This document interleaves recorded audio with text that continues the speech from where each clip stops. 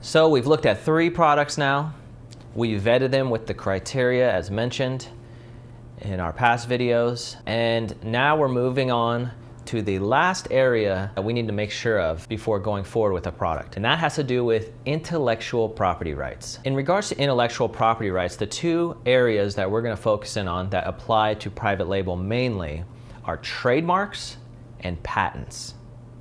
Now I'm gonna briefly talk about each of these, and then I'm gonna jump on the computer and then show you how you can research these things when looking in your private label product. So the first one is trademarks. Now, trademarks have to do with either brand names or also logos. So when you think about different brand names, you can go to the store, you can see things such as KitchenAid, Coca-Cola. These are all different brand names, and these are all trademarked. So what that means for you is you can't come to market on Amazon and have one of these existing brand names as part of your product. How can we research this? Now, I use different tools such as websites like Trademarks 411, Trademarkia, but the main governing body that focuses on trademarks and patents is the USPTO. And so I use different sites like these ones that I just mentioned to look for the trademarks to see if they're already existing. And then I'll take that information and then bring it over to the USPTO to find out on their site a little more information. Trademarks are fairly easy. You just don't want to use other people's brand names or brand logos. And you can use different simple websites to see if a brand name is covered in a trademark. The other area in regards to intellectual property rights that we need to focus on are patents. Now, there are 2 main types of patents. The first one being a design patent, and the second one being a utility patent. Now, what are the differences? Well, a design patent has to do with the aesthetic or the look of an item. A design patent typically is easier to get around than a utility patent. For example, a design patent will state different features of what the product exactly looks at. Oftentimes, if you just change one of those features, you can get around this design patent and be able to still offer this product. I want to tell you, as you guys probably already know, I am not a licensed patent attorney or trademark attorney, so I do recommend that in going into something such as getting around a design patent or a utility patent, that you do seek professional assistance with that. Now, what about utility patents? Well, utility patents have to do with the function of a product.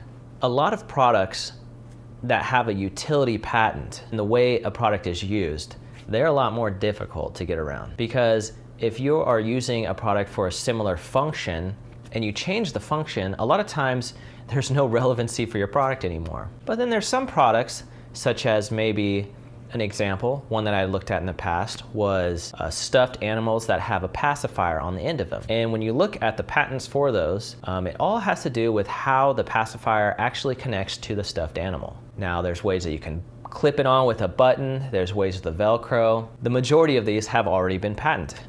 Trying to figure out a new way to connect that pacifier to the stuffed animals, that connection is gonna take quite a bit of thinking, and you're gonna have to try to figure out how you can do that. But again, it's just getting around the functionality that others have already patented with that utility patent. Now, is it impossible? Absolutely not. Is it gonna be more costly to do, to produce? Yes, absolutely it is too. So my recommendation for a new private label seller who's just trying to get their feet wet and try to learn the process of private label in their product research is to stay away from anything that has any type of patents or trademarks related to it. Now, we talked about 3 different products so far, and I'm gonna show you how one of these products I would definitely steer clear from as a first potential product because of different patent issues. As a side note, many times when you look online, you'll say, but all these other sellers are selling this product. I see there's a patent for it, but why can't I sell it? I mean, they're getting away with it. Won't I be fine? Now, ignorance is bliss at times, but sometimes different patent owners are just slower to enforce their patent, or they don't know quite yet that it's on Amazon and a lot of people are selling it. That doesn't mean they can't go after you.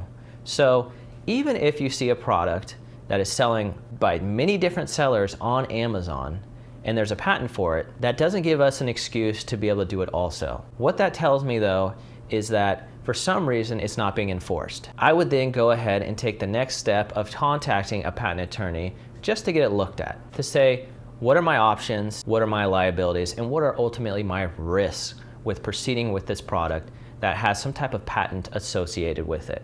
Now, patent attorneys are expensive. They charge by the hour, and they're hundreds of dollars per hour. But like seasonal products, which I say I have nothing against, they can produce very good income. Products that have a patent that you're trying to get around, there is also money to be made there. But I do not recommend it on your first few products. In fact, if there are products that you can work on that don't have any patents associated with it, I would try to stick clearly with those. That being said, if you can get around a patent, it gives a higher barrier to entry for competition. So I'm gonna jump on the computer right now. I'm gonna show you which one of the 3 products that does not make it through this filter of intellectual property rights.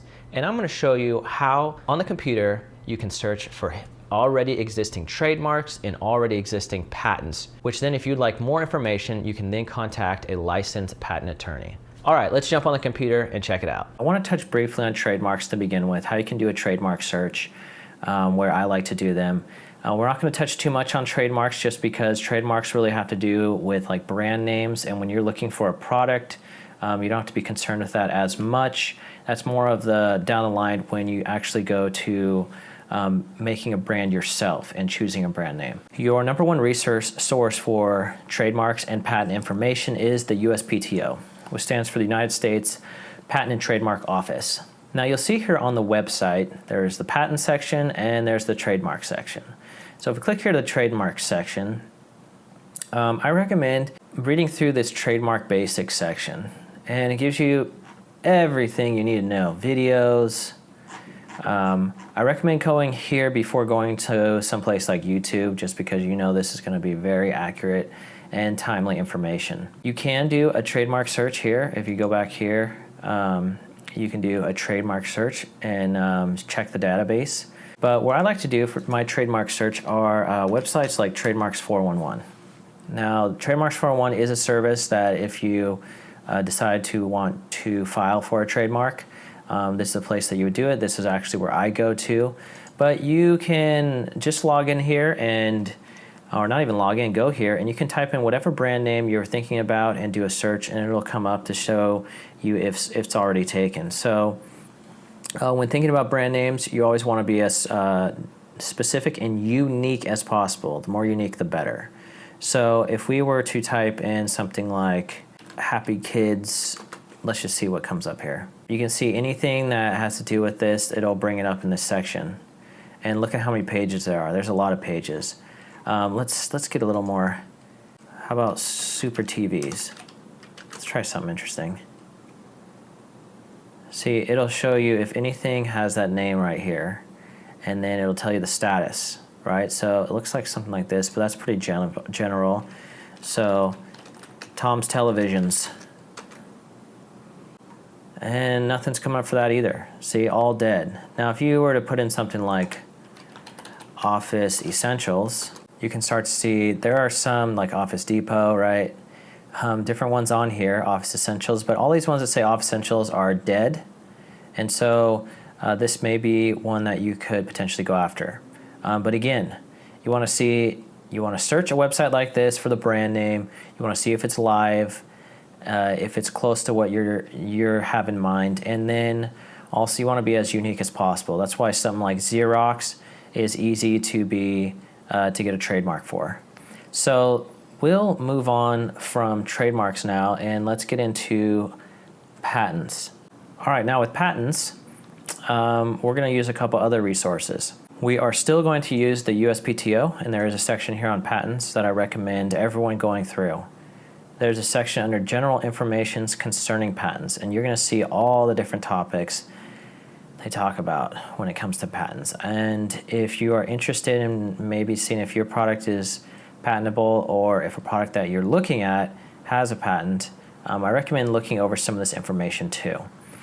Now, I had mentioned earlier though that there was one product that we had looked at that had potential patent issues. And I don't know if you guessed it, but it is the weighted blanket. So what I do is weighted blanket, I type in the item name, and then I just type in patent, and then Google Patents will go out and look for it.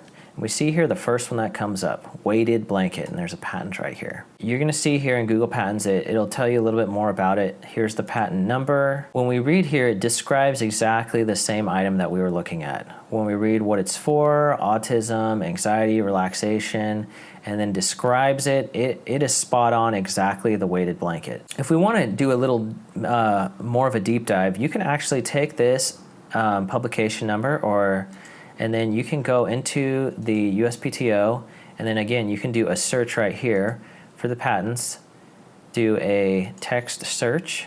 Here it is, a quick search. And you plug it in here and do the search, and it'll have a more detailed page like this. Does this mean that we would not want to go after this item? Personally, if there are items that don't have any patents or anything worries like this, I like to go after those first. However, it's a really good idea now we feel confident about, and you have a little bit of money to invest, then maybe you'd look at something like this. Now, another thing we can tell from this Google Patents here is it says publication type. Now, notice it says here application, right? Now, what that means is someone has filed an application for a patent on this item. I'm not sure if it's a utility patent for function or a design patent for the look of it, but they have filed an application. However, it has not been granted yet. We can see here it's almost been, what, 8 years ago that they filed this, and it still hasn't been granted. Just because someone has an application in does not mean it will be granted. However, just because it has been granted for a while doesn't mean it won't. If you were interested in still pursuing a product like this, you would definitely want to talk to a patent attorney. Now, a patent attorney is not cheap. And if you go into Google, you type in your local city or town and you type in patents, attorney, you'll be able to find one. You'll want them to do a deep dive into this patent, this application, and want to have an idea of what your product would be like. And they could tell you, okay, you'd be safe here or you wouldn't be safe. Now, a patent investigation or a deep dive like that does cost between around $1,000 to $2,000, right? And it does take time. Time is money too. So put that all into your mind when it comes to, do I want to pursue a product that something is coming up here with some patent issues, right? One other area we can look for if nothing comes up in Google Patents is actually to go to a brand's website and look to see if there's any patents there. So now one item that I've seen a lot on Amazon that I saw on Kickstarter was this item called a bottle keeper. All right, if you look at this item, it's pretty cool. It's somewhere it's like a beer koozie. You put your beer in there or your water, and it will keep it cool for extra long time. It's pretty unique. Screws on the bottom. But I saw a lot of people offering this on Amazon. I was actually thinking about, do I want to offer this too? But I wanted to see, hey, is there any patents for this item? So what I did was I type in the brand name, right, into Google, and then patent, and see what comes up. Now notice, here it is, the actual website, and they have a section on their website called patents.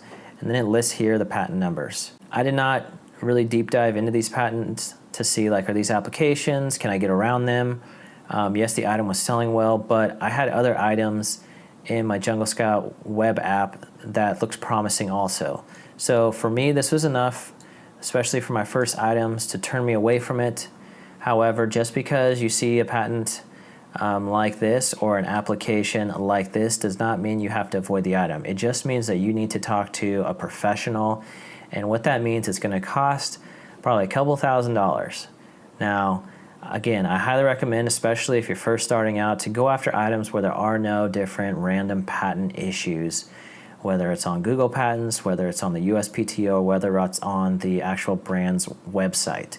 I like to go after items that are a lot less risk and liability issues. And so personally, I would choose one of the other two that I found. So I hope this helped out a little bit. Again, I'm not a licensed patent attorney or trademark attorney, but here are a few resources that you can use that I personally use that can really help you to narrow your risk down and kind of get a good bearing on if you should choose a certain product or not. All right, see you guys in the next video.